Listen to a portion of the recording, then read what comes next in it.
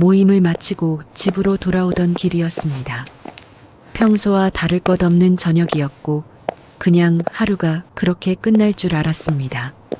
그런데 길 건너편에서 본 장면 하나가 제 발을 멈추게 했습니다. 제 사위가 다른 여자와 팔짱을 끼고 걷고 있었습니다. 연인처럼 가까웠고 너무도 자연스러웠습니다. 그 순간 제 머릿속엔 수많은 생각이 스쳤지만 이상하게도 가장 먼저 든 생각은 분노가 아니었습니다. 내가 잘못 본 건 아닐까? 나이가 들어 헛것을 본 건 아닐까? 하지만 가슴 한쪽이 서늘하게 식어갔습니다. 어머니의 감은 그렇게 아주 조용히 시작됐습니다. 이 이야기를 시작하기 전에 한 가지만 부탁드리겠습니다. 이 사연이 마음에 와 닿으신다면 구독과 좋아요 한번 눌러주십시오. 비슷한 상황을 겪고 계신 분들께 이 이야기가 닿을 수 있도록 공유도 함께 해주시면 감사하겠습니다. 그럼 제 이야기를 계속하겠습니다. 그날은 오랜만에 지인들과 저녁 모임이 있던 날이었습니다. 나이가 들수록 약속 하나 나가는 것도 쉽지 않습니다. 집에 돌아오면 다리는 아프고 다음 날까지 피곤이 이어집니다. 그래도 사람 사는 게 다 그런 거라 생각하며 저는 늘 약속을 지키는 쪽을 선택해 왔습니다. 식사는 평범했고 대화도 늘 하던 이야기들이었습니다. 자식들 얘기, 건강 얘기, 물가 얘기. 저는 딸 얘기를 거의 하지 않았습니다. 괜히 말을 꺼냈다가 걱정만 더 얹어지는 것 같았기 때문입니다. 집으로 돌아오는 길, 버스에서 내려 천천히 걸었습니다. 밤 공기는 서늘했고 머리는 맑아지는 느낌이었습니다. 그때였습니다. 멀지 않은 곳에서 낯익은 뒷모습이 보였습니다. 처음엔 그냥 비슷한 사람이라고 생각했습니다. 세상에 비슷한 키, 비슷한 걸음걸이 얼마나 많습니까? 괜히 쳐다보다가 스스로 오해하는 사람이 되기 싫어 고개를 돌리려던 순간이었습니다. 그 남자가 고개를 돌렸습니다. 그 얼굴은 분명히 제가 너무도 잘 아는 얼굴이었습니다. 딸과 결혼한 지 몇 해 명절마다 보고 가끔은 밥도 함께 먹던 바로 그 사위였습니다. 그리고 그의 팔에는 젊은 여자가 매달려 있었습니다. 단순히 옆에 서 있는 정도가 아니었습니다. 자연스럽게 팔짱을 끼고 있었고 몸은 거의 붙어 있었습니다. 둘은 웃으며 걷고 있었습니다. 누가 봐도 연인처럼 보이는 모습이었습니다. 그 자리에 잠시 서 있던 동안 제 머릿속은 이상하리만큼 조용했습니다.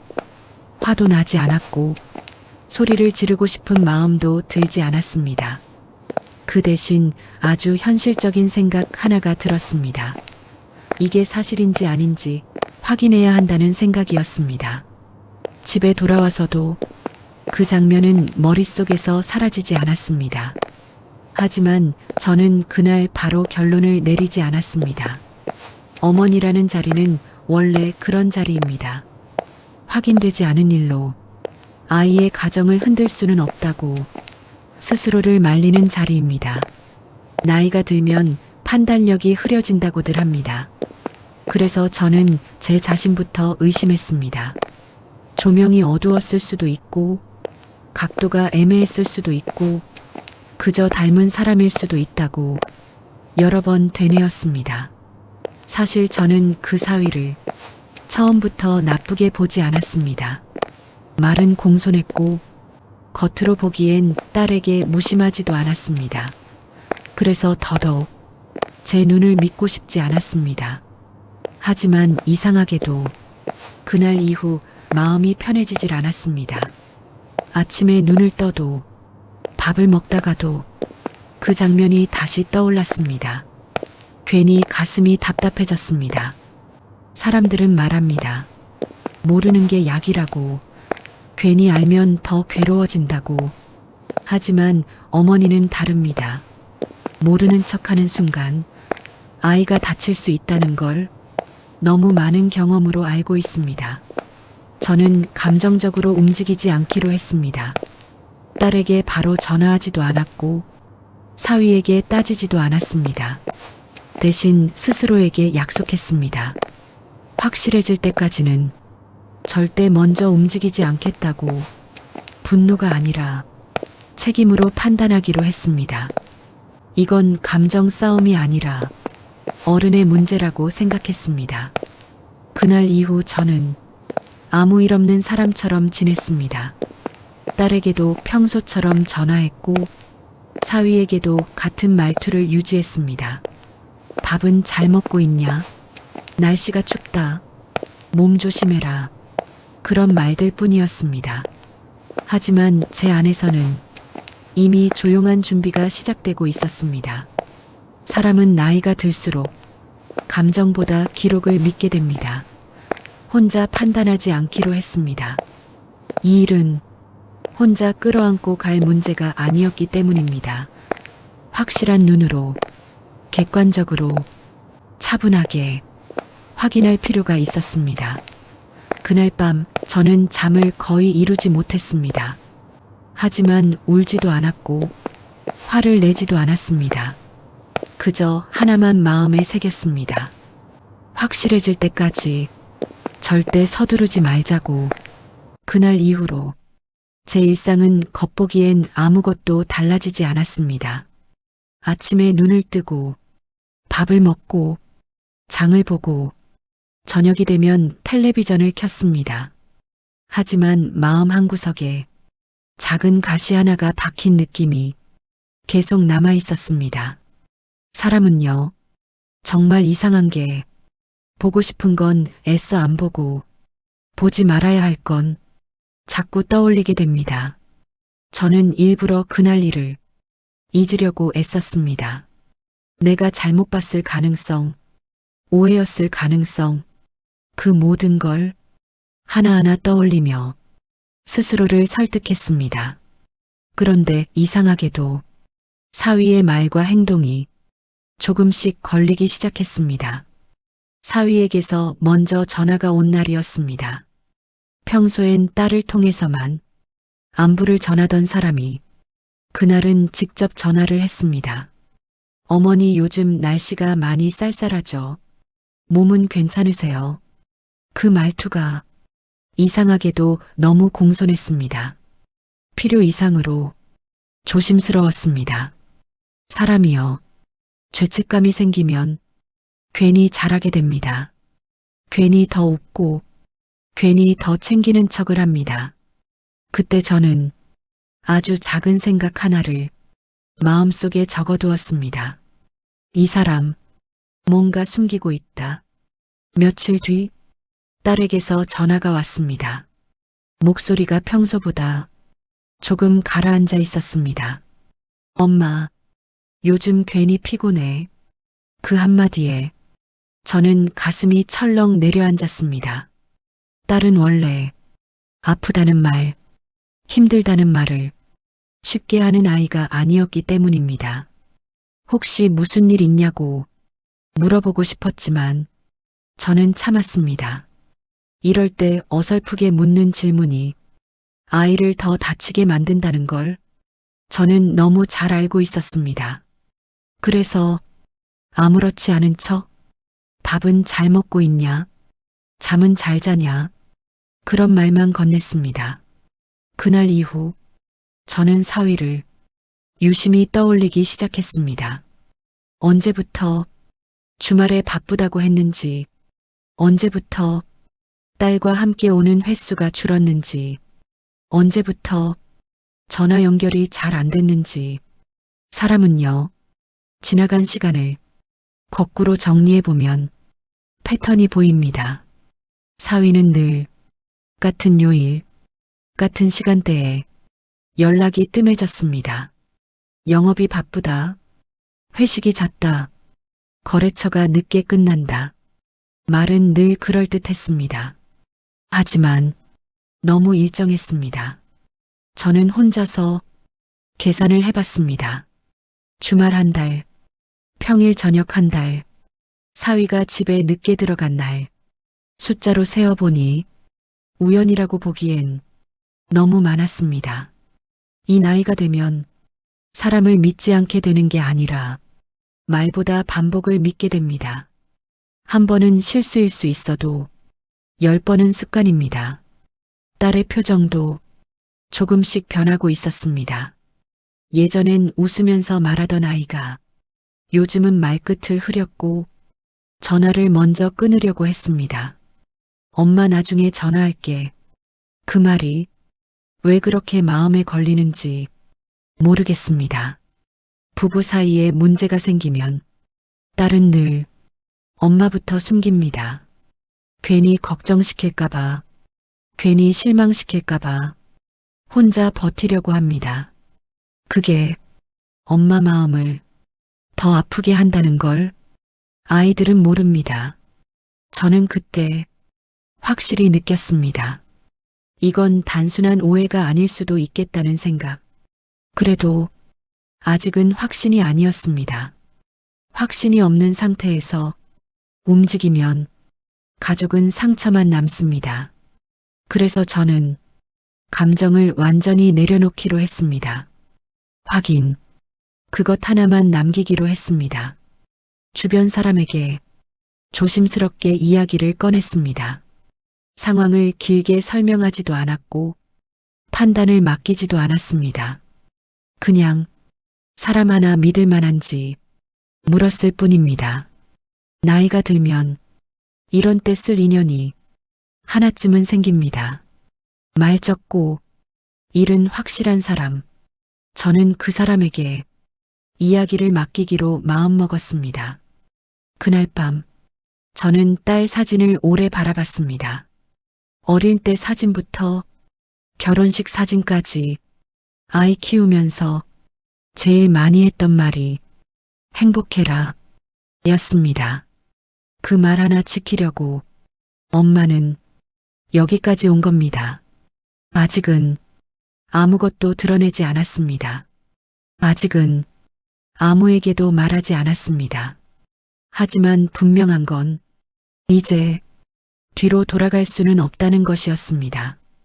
결심이라는 게 그렇습니다. 갑자기 번쩍하고 내려오는 게 아니라 조금씩 쌓이다가 어느 순간 더는 미룰 수 없다는 걸 스스로 인정하게 되는 겁니다. 2부에서 말씀드린 것처럼 사위의 말과 행동은 하나하나 보면 별일 아닐 수도 있었습니다. 늦은 귀가, 잦은 회식, 전화 연결이 잘 안 되는 시간대, 그 자체만 보면 요즘 세상의 흔한 이야기입니다. 하지만 문제는 그게 늘 같은 방향으로만 반복된다는 점이었습니다. 저는 평생을 집안 살림을 정리하며 살아온 사람입니다. 장부를 쓰고 수입과 지출을 맞추고 한 달 흐름을 보며 다음 달을 준비해 왔습니다. 그래서 압니다. 사람의 삶도 장부처럼 보면 패턴이 드러난다는 걸요. 그날 밤 저는 달력을 꺼냈습니다. 그리고 기억을 더듬어 사위가 바쁘다던 날들을 하나씩 표시해 나갔습니다. 놀랍게도 거의 비슷한 요일, 비슷한 시간대였습니다. 우연이라기엔 너무 가지런했습니다. 사람이 정말 바쁘면 일정은 흐트러집니다. 하루는 늦고 하루는 일찍 끝나고 예측이 어렵습니다. 하지만 사위의 바쁨은 너무 규칙적이었습니다. 저는 그제야 마음속에서 인정했습니다. 이건 오해일 수도 있지만 그렇지 않을 가능성도 충분히 크다는 걸요. 그렇다고 바로 딸에게 말할 수는 없었습니다. 확신 없는 이야기는 상처만 남깁니다. 특히 딸은 스스로 참고 버티는 아이였습니다. 괜히 엄마가 나섰다가 괜찮다며 웃어버릴 그 표정이 떠올라 저는 더 조심스러워졌습니다. 그래서 선택한 방법이 사람을 붙이는 것이었습니다. 이 말이 누군가에게는 과하게 들릴 수도 있습니다. 하지만 저는 이 나이가 되기까지 한 가지를 확실히 배웠습니다. 확인하지 않은 의심은 결국 나를 망가뜨린다는 사실을요. 저는 오래 고민하다가 한 사람을 떠올렸습니다. 젊은 시절 동네에서 이런저런 일을 도와주던 말수 적고 일은 정확했던 사람입니다. 연락을 할까 말까 며칠을 망설였습니다. 괜히 일이 커질까봐, 괜히 제 마음이 더 흔들릴까봐 수화기를 들었다가 내리기를 반복했습니다. 하지만 더는 미룰 수 없다는 생각이 들었습니다. 전화를 걸었습니다. 안부를 묻고 날씨 이야기를 하고 조심스럽게 말을 꺼냈습니다. 큰일은 아니고 확인만 좀 하고 싶은 게 있다. 그는 자세한 설명을 요구하지 않았습니다. 그저 누구냐? 언제쯤이냐? 그 정도만 물었습니다. 그 순간 이 사람에게 맡겨도 되겠다는 이상한 안도감이 들었습니다. 사람을 붙이기로 하면서 저는 스스로에게 몇 가지 원칙을 세웠습니다. 첫째, 딸에게는 절대 알리지 않는다. 확실해지기 전까지는 괜히 마음을 흔들지 않는다. 둘째, 감정적으로 개입하지 않는다. 미워하지도 용서하지도 않는다. 셋째, 기록만 본다. 사진, 시간, 동선, 말이 아닌 사실만 확인한다. 이 세 가지만 지키면 결과가 어떻든 후회는 없을 거라 생각했습니다. 며칠 뒤 첫 연락이 왔습니다. 아직은 특별한 건 없다. 조금 더 지켜보자. 그 한마디에 저는 오히려 마음이 편해졌습니다. 아직 아무것도 아니라면 그걸로 다행이고 무언가 있다면 그땐 그때 가서 어른답게 대응하면 된다고 스스로를 다독였습니다. 하지만 마음 한편에서는 이미 준비가 되고 있었습니다. 진실을 마주할 준비, 딸을 지킬 준비, 그리고 사위를 향한 마지막 기대를 내려놓을 준비까지. 그 사이 사위는 여전히 평소와 다를 바 없었습니다. 명절 얘기를 했고 아이 계획 얘기를 했고 앞으로 더 잘하겠다는 말도 했습니다. 그 말들이 이상하게도 전보다 더 공허하게 들렸습니다. 말은 언제든 바꿀 수 있지만 기록은 거짓말을 하지 않습니다. 저는 그 차이를 믿기로 했습니다. 어머니는 가정을 부수고 싶어서 움직이지 않습니다. 가정을 지키기 위해 마지막까지 확인하려고 움직입니다. 이제 저는 되돌릴 수 없는 길 위에 발을 올려놓았습니다. 다음에 알게 될 사실이 무엇이든 도망치지 않기로 했습니다. 그게 엄마의 책임이라고 생각했기 때문입니다. 사람을 붙이고 나서 바로 무슨 일이 벌어질 거라고는 생각하지 않았습니다. 오히려 아무 일도 없기를 조용히 바라기도 했습니다. 며칠쯤 지나면 괜한 걱정이었다는 연락이 오고 내가 혼자 과민했구나. 그렇게 끝나기를 진심으로 바랐습니다. 그래서 처음 며칠은 마음이 오히려 불안했습니다. 연락이 없다는 사실이 괜히 더 신경 쓰였습니다. 아무 소식도 없다는 건 아직 아무것도 아니라는 뜻일 수도 있고 아직 드러나지 않았다는 뜻일 수도 있습니다.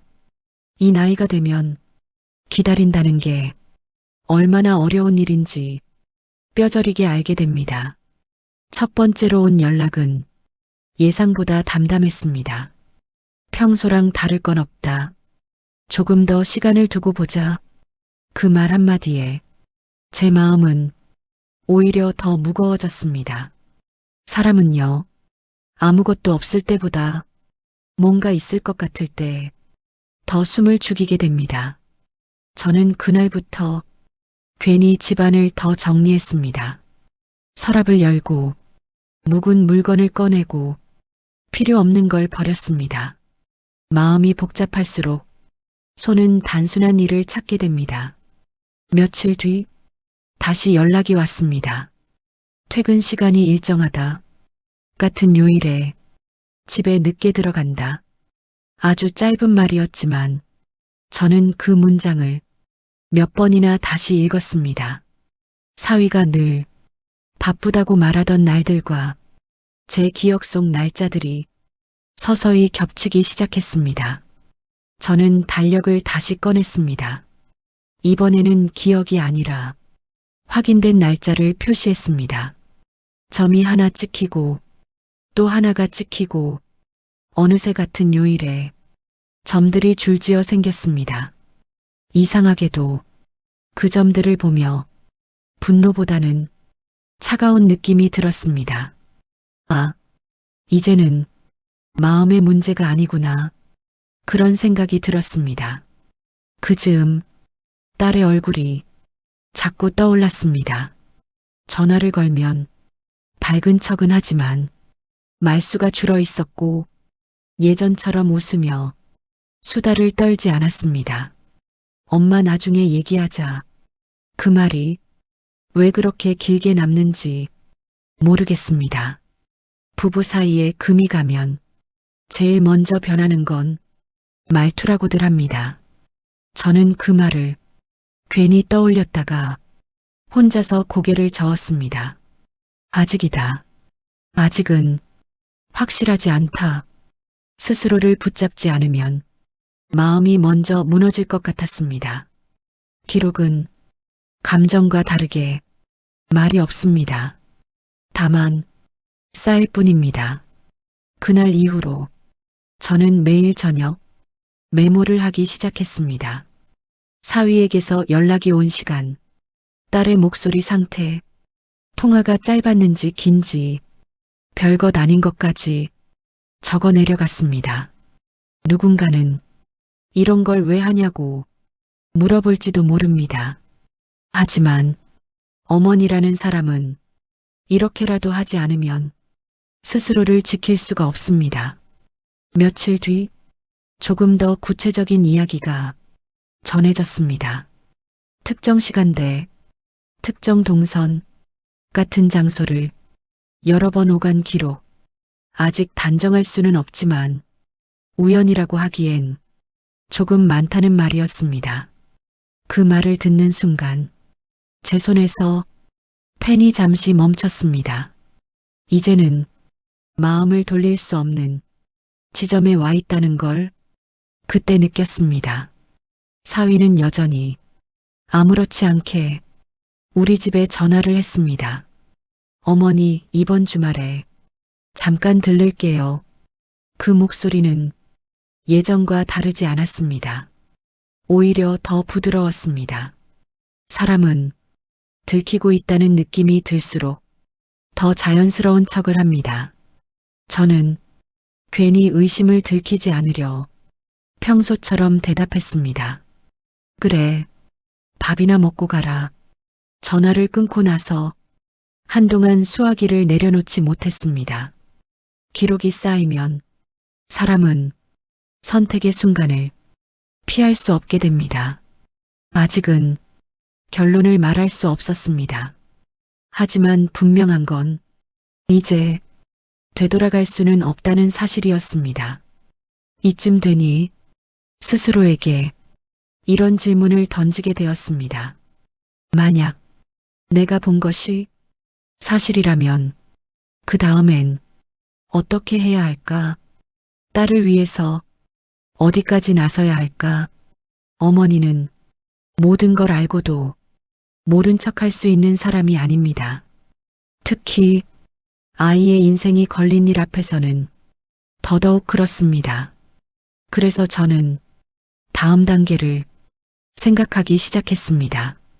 확인이 끝난 뒤 무너뜨릴 것인지, 지켜낼 것인지, 어떻게 말할 것인지, 아직은 아무에게도 말하지 않았습니다.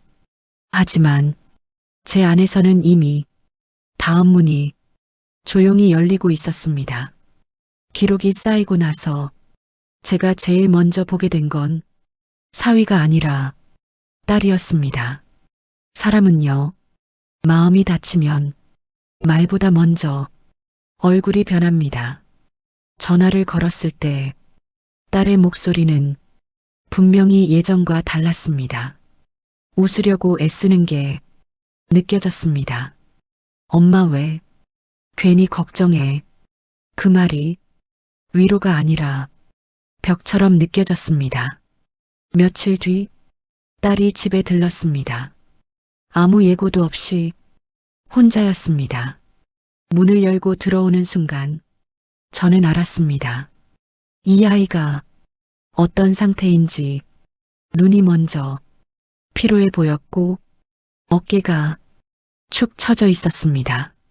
예전 같으면 신발을 벗으며 쓸데없는 말부터 했을 아이가 그날은 아무 말도 하지 않았습니다. 그저 조용히 앉아 차를 마셨습니다. 엄마, 나 요즘 잠이 잘 안 와. 그 말이 그날 딸이 한 전부였습니다. 저는 묻지 않았습니다. 왜냐고, 무슨 일이냐고, 사위는 어떠냐고. 그런 질문은 아이를 더 구석으로 몰아넣을 수 있다는 걸 저는 알고 있었습니다. 대신 아무렇지 않은 척 과일을 깎았습니다. 손은 과일을 향해 있었지만 마음은 딸에게 가 있었습니다. 딸은 차를 몇 모금 마시다 말고 창밖을 오래 바라봤습니다. 그 모습이 너무 낯설었습니다. 예전엔 창밖보다 사람 얼굴을 더 보던 아이였는데 그날은 사람을 피하는 것처럼 보였습니다. 부부 사이에 문제가 생기면 제일 먼저 사라지는 게 눈빛이라고 하더군요. 그 말을 괜히 떠올렸다가 저는 고개를 숙였습니다. 딸은 결국 아무 말도 하지 않았습니다. 저도 아무 말도 하지 않았습니다. 하지만 그 침묵 속에서 너무 많은 말이 오갔습니다. 엄마는 다 알고 있는 것 같고 딸은 아무것도 모르는 척하고 그 거리감이 방 안을 가득 채웠습니다.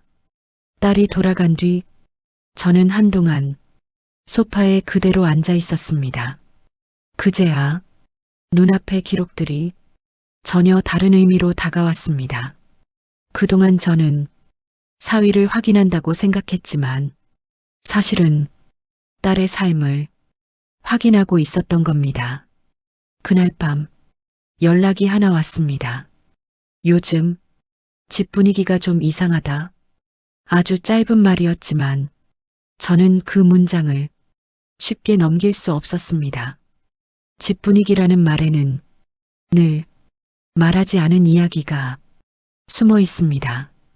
저는 스스로에게 질문을 던졌습니다. 이제 확인만 하고 끝낼 수 있을까? 아니면 확인한 다음 책임까지 져야 할까? 어머니라는 자리는 항상 두 번째를 선택하게 됩니다. 그날 이후 기록을 보는 제 시선이 달라졌습니다. 시간과 장소보다 사람의 변화가 먼저 보이기 시작했습니다. 딸의 말투, 딸의 표정, 딸의 침묵, 그 모든 게 이미 답을 말해주고 있었습니다. 이제 저는 결정을 미룰 수 없다는 걸 알았습니다. 더 지켜보는 건 지키는 게 아니라 외면하는 일이 될 수 있다는 것도 함께 알게 됐습니다. 다음에 해야 할 일은 하나였습니다. 딸에게 어떻게 말할 것인가. 그 생각이 머릿속을 떠나지 않았습니다. 사람은요, 알고도 말하지 않는 시간이 제일 괴롭습니다. 모를 때는 차라리 편합니다. 확인하지 않았다고 스스로를 속일 수도 있고 괜히 오해한 거라며 넘길 수도 있습니다. 하지만 알아버린 뒤에는 달라집니다. 이제는 말하지 않는 게 선택이 아니라 방치가 됩니다. 딸의 얼굴이 머릿속에서 떠나지 않았습니다. 말없이 차를 마시던 모습, 창밖을 오래 바라보던 눈빛, 돌아갈 때 괜히 가방을 꼭 쥐던 손, 그 모든 게 계속 마음을 두드렸습니다. 나는 이 아이의 엄마다. 그 생각이 다른 어떤 생각보다 앞섰습니다. 그래서 저는 어떻게 말할지를 먼저 고민했습니다. 무엇을 말할지는 이미 정해져 있었습니다. 문제는 어떤 순서로, 어떤 말투로, 얼마만큼을 전하느냐였습니다. 사실은 칼처럼 말하면 쉽습니다. 하지만 상처는 평생 남습니다. 저는 딸을 이기고 싶은 게 아니라 지키고 싶었습니다. 말을 꺼내기 전 저는 스스로에게 몇 가지를 다짐했습니다. 첫째, 판단을 강요하지 않는다. 결정은 딸의 몫으로 남긴다. 둘째, 사위를 비난하지 않는다. 사실만 말한다. 셋째, 울지 않는다. 엄마가 무너지면 아이도 무너진다. 이 세 가지를 가슴에 새기고 딸에게 전화를 걸었습니다. 엄마랑 잠깐 이야기할 수 있을까? 딸은 잠시 망설이다가 알겠다고 했습니다. 그 짧은 대답이 왜 그렇게 무겁게 느껴졌는지 모르겠습니다. 딸이 오기 전 저는 집안을 한 번 더 정리했습니다. 쓸데없는 물건을 치우고 탁자를 닦고 창문을 열어 환기를 했습니다. 마치 집을 정리하는 게 아니라 마음을 정리하는 것 같았습니다. 그날은 유난히 조용했습니다. 시계 소리가 더 크게 들렸고 시간이 천천히 흐르는 느낌이었습니다. 딸은 조금 늦게 도착했습니다. 문을 열고 들어오는 순간 저는 괜히 평소보다 더 웃으려 했습니다. 밥은 먹고 왔어. 그 말이 너무 일상적이어서 오히려 마음이 아팠습니다. 딸은 고개를 끄덕이고 소파에 앉았습니다. 눈을 마주치지 않았습니다. 저는 바로 본론으로 들어가지 않았습니다. 날씨 이야기, 건강 이야기, 별것 아닌 이야기부터 천천히 꺼냈습니다. 사람 마음은 갑자기 열리지 않습니다. 특히 이미 닫혀 있는 마음은 더 그렇습니다. 조금 시간이 흐른 뒤 저는 조용히 말을 꺼냈습니다. 엄마가 요즘 너 표정이 조금 걱정돼서. 그 말에 딸의 손이 잠시 멈췄습니다. 딸은 아무 말도 하지 않았습니다. 하지만 그 침묵이 이미 많은 걸 말해주고 있었습니다. 저는 그 침묵을 억지로 깨지 않았습니다. 대답을 재촉하지도 않았습니다. 그저 딸이 숨을 고를 때까지 기다렸습니다. 엄마는 내 편이라는 말, 그 한마디만 전하고 싶었습니다. 무슨 결정을 하든 엄마는 항상 내 옆에 있을 거라는 말, 그 말을 하기 위해 여기까지 온 것 같았습니다. 딸의 눈이 조금 붉어졌습니다. 하지만 울지는 않았습니다. 그 모습이 저를 더 아프게 했습니다. 울 수조차 없을 만큼 참고 있었다는 뜻이니까요. 저는 그날 모든 걸 말하지는 않았습니다. 아직은 그럴 때가 아니라고 생각했기 때문입니다. 하지만 말의 문은 열어두었습니다. 이제는 뒤로 물러설 수 없는 지점까지 와 있었습니다. 어머니에게 가장 어려운 선택은 아이 대신 결정하는 게 아니라 아이에게 결정할 힘을 돌려주는 일입니다. 그날 저는 그 선택을 시작했습니다. 말을 꺼내기로 마음먹고 나니 시간이 이상하게 느리게 흘렀습니다. 시계는 분명 앞으로 가고 있는데 제 마음은 자꾸 뒤로 끌려가는 것 같았습니다. 괜히 조금만 더 기다리면 상황이 달라질 수도 있지 않을까? 그런 생각이 들기도 했습니다. 하지만 기록은 거짓말을 하지 않았고 딸의 얼굴은 이미 모든 걸 말해주고 있었습니다. 이제는 피하는 게 아이를 지키는 일이 아니라는 걸 저도 인정할 수밖에 없었습니다. 사위에게 연락을 먼저 했습니다. 이번 주말에 잠깐 얼굴 보자. 그 말에 사위는 의외로 빠르게 대답했습니다. 네 어머니, 시간 맞추겠습니다. 그 짧은 문장이 괜히 마음에 걸렸습니다. 평소보다 더 공손했고 더 조심스러웠습니다. 사람은요, 눈치가 보이기 시작하면 말이 짧아집니다. 약속한 날이 되자 집 안 공기가 평소와 달랐습니다. 딸은 그날따라 말이 없었고 저도 괜히 부엌에서 시간을 끌었습니다. 누가 먼저 말을 꺼내느냐에 따라 분위기가 완전히 달라질 수 있다는 걸 서로 알고 있었던 것 같습니다. 사위는 약속 시간보다 조금 일찍 도착했습니다. 그것도 괜히 신경이 쓰였습니다. 사위는 소파에 앉아 자세를 바르게 하고 있었습니다. 시선은 자꾸 테이블 쪽으로 떨어졌고 손은 무릎 위에서 가만히 움직였습니다. 예전엔 그런 모습이 예의 바르다고 느껴졌는데 그날은 긴장으로 보였습니다. 저는 바로 본론으로 들어가지 않았습니다. 날씨 이야기, 회사 이야기, 형식적인 말들을 잠시 주고받았습니다. 그 침묵이 오히려 더 크게 느껴졌습니다. 잠시 후 제가 먼저 입을 열었습니다. 사람이 살다 보면 확인해야 할 일이 생긴다. 그 말에 사위의 눈이 잠깐 흔들렸습니다. 아주 짧은 순간이었지만 분명히 보였습니다. 저는 그걸 놓치지 않았습니다. 이야기를 길게 하지 않았습니다. 돌려 말하지도 않았습니다. 확인한 사실만 차분하게 하나씩 꺼냈습니다. 특정 요일, 특정 시간, 자주 비는 연락, 일정한 패턴, 감정은 전혀 섞지 않았습니다. 저는 비난하지 않았고 목소리를 높이지도 않았습니다.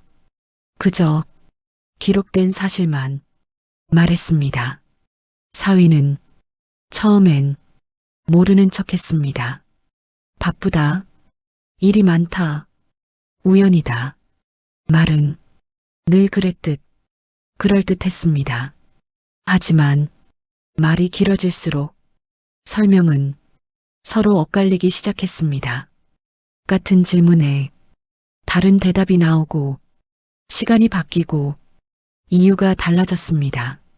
그때 저는 확신했습니다. 이 사람은 이미 많이 흔들리고 있다는 걸. 딸은 그 자리에 앉아 아무 말도 하지 않았습니다. 하지만 손이 조금씩 떨리고 있었습니다. 저는 그 손을 보고 잠시 말을 멈췄습니다. 이 자리는 사위를 몰아붙이는 자리가 아니라 딸을 지키는 자리라는 걸 잊지 않기 위해서였습니다. 저는 마지막으로 한 가지만 물었습니다.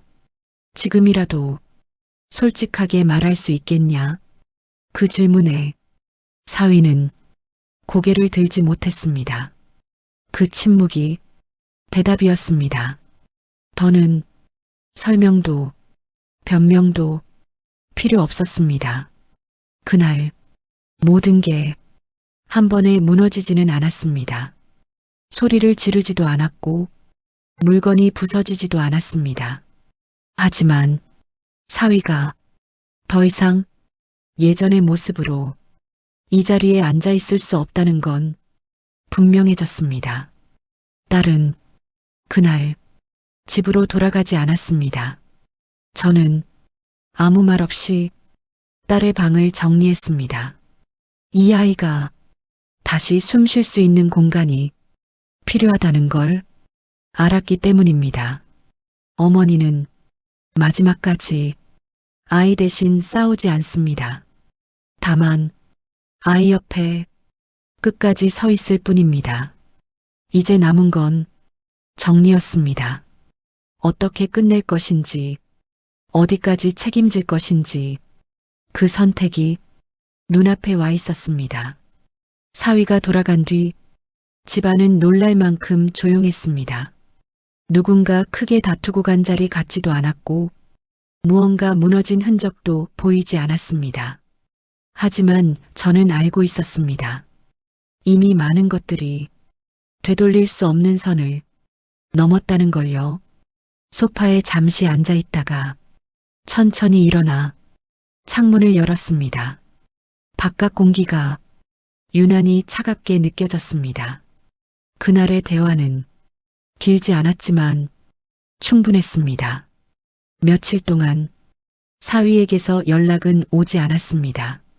딸에게도 먼저 전화를 하지 않았습니다. 이제는 엄마가 나설 일이 아니라는 걸 저는 알고 있었습니다. 어른이 할 일은 대신 결정해 주는 게 아니라 결정할 수 있는 자리를 정리해 주는 거니까요. 며칠 뒤 딸에게서 먼저 전화가 왔습니다. 엄마, 나 당분간 여기 있어도 될까? 그 말 한마디에 저는 아무 대답도 하지 않았습니다. 괜히 울음이 올라올 것 같았기 때문입니다. 그저 조용히 말했습니다. 그래, 방은 그대로야. 딸은 아무것도 묻지 않았고 저도 아무것도 설명하지 않았습니다. 하지만 서로가 알고 있었습니다. 이 선택이 갑작스럽지 않았다는 걸요. 딸은 조금씩 숨을 고르기 시작했고 집안에는 사람 사는 소리가 다시 돌아왔습니다. 냄비 끓는 소리, 물 흐르는 소리, 늦은 밤 불을 끄는 소리, 그 평범한 소리들이 그토록 반가울 수가 없었습니다. 사위와는 그 이후로 더 이상 직접 마주치지 않았습니다. 모든 정리는 필요한 절차대로 조용히 진행됐습니다. 말이 길어지지 않았고 감정이 끼어들 틈도 없었습니다. 어른답게 시작했고 어른답게 끝냈습니다. 사람들은 종종 왜 그렇게까지 하냐고 묻습니다. 그냥 넘어갈 수도 있지 않았느냐고, 괜히 일을 키운 게 아니냐고 말입니다. 하지만 저는 이제 확실히 말할 수 있습니다. 넘어가는 것과 참는 것은 다르다고요. 어머니는 모든 걸 참아주는 사람이 아닙니다. 아이의 삶이 망가지는 걸 보면서 아무것도 하지 않는 건 사랑이 아닙니다. 확인하고 기다리고 끝까지 고민한 뒤 움직이는 것, 그게 어른의 책임입니다. 이 일을 겪고 나서 저는 하나를 배웠습니다. 감정은 순간을 해결하지만 기록은 인생을 지켜준다는 걸요. 소리치지 않아도 분노하지 않아도 사람은 지킬 수 있다는 걸 알게 됐습니다. 지금 이 이야기를 듣고 계신 분들 중에도 비슷한 상황 앞에서 망설이고 계신 분이 있을지 모릅니다. 확신이 없어서 말을 못하고 혹시 내가 틀릴까봐 혼자 삼키고 계신 분도 계실 겁니다. 그런 분들께 이 말은 꼭 드리고 싶습니다. 확인하지 않은 의심은 사람을 갉아먹지만 확인한 사실은 사람을 지켜줍니다. 지금 바로 실천하면 적어도 후회는 남지 않습니다. 늦기 전에 자리를 정리할 수 있습니다. 그 선택이 당장은 아파도 결국은 당신과 당신의 가족을 살립니다. 이 이야기가 조금이라도 도움이 되셨다면 구독과 좋아요 한번 눌러주십시오. 그리고 주변에 비슷한 고민을 하는 분이 있다면 이 영상을 공유해 주시기 바랍니다. 당신의 선택 하나가 누군가에게는 용기가 될 수 있습니다. 지금까지 제 이야기 들어주셔서 감사합니다.